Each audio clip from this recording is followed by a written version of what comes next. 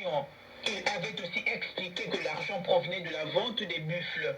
La haute cour du Kenya a décidé aujourd'hui que l'affaire de la destitution du vice-président Rigathi Gachagua devait être envoyée au président de la Cour suprême pour qu'il donne des instructions supplémentaires. Le Parlement kenyan a voté mardi en faveur de la destitution de M. Gachagua sur la base de 11 chefs d'accusation, dont l'enrichissement personnel et l'incitation à la haine ethnique.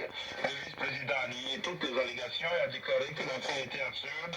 La semaine prochaine, le Sénat débattra des accusations et votera pour ou contre la destitution de M. Gachagua. Visite ce vendredi du Premier ministre haïtien à Nairobi.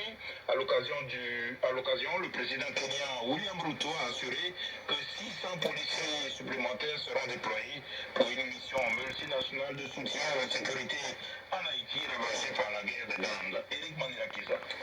Je suis heureux d'annoncer que 600 policiers kenyans supplémentaires terminent leur formation préalable au déploiement et seront prêts à prendre leurs fonctions le mois prochain, a déclaré M. Ruto lors d'une conférence de presse aux côtés du Premier ministre intérimaire haïtien Gary Conille.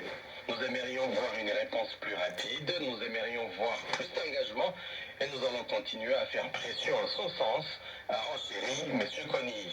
William Ruto, qui a assuré fin septembre que son pays acheverait d'ici janvier 2025 le déploiement de 2500 policiers, n'a pas précisé la date du déploiement de ces 600 policiers supplémentaires. Le président kenyan a également appelé la communauté internationale à se rallier d'urgence à cette mission qui fait face à un manque criant de financement et d'équipement.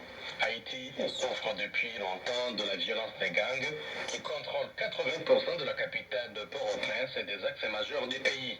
Il y a une semaine, une violente attaque de gang a tué au moins 109 personnes et fait plus d'une centaine de blessés dans la localité de Pont-Sondé, à environ 100 km de Port-au-Prince. Le parti présidentiel en République démocratique du Congo a appelé ce vendredi ses membres à se préparer à la mise en œuvre du processus de révision de la Constitution, l'opposition mettant en garde depuis la réélection de Félix Tshisekedi contre une possible tentative de ce dernier de s'approcher au pouvoir. Cette Constitution qui nous régit a montré ses limites, affirme le secrétaire général de l'Union pour la démocratie et le progrès, UDPS, Augustin Kabouya, dans une note adressée aux dirigeants du parti et publiée sur son compte X.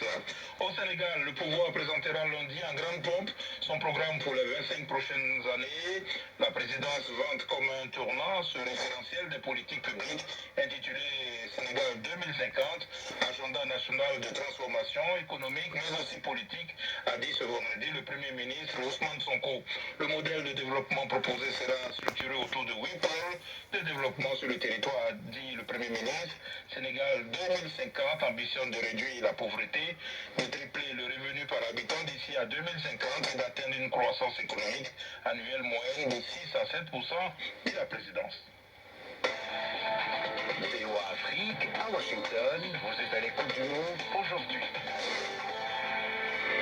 Deux casques bleus ont été blessés, dont un grièvement ce vendredi après que des explosions attribuées aux forces armées israéliennes se sont produites près d'un poste d'observation de la force de maintien de la paix de l'ONU dans le sud du Liban. C'est la deuxième fois en l'espace de 48 heures que des soldats de la paix sont ainsi visés par Tzal dans le sud du Liban. Dans un communiqué exprimant sa vive préoccupation, l'armée israélienne a assuré être en train de mener un examen approfondi au plus haut niveau du commandement pour établir dans le détail ce qui s'est vraiment passé ce vendredi. L'armée Sal a aussi fait état d'environ 80 projectiles tirés à partir du Liban. Le sommet des pays d'Asie du Sud-Est ASEAN a donné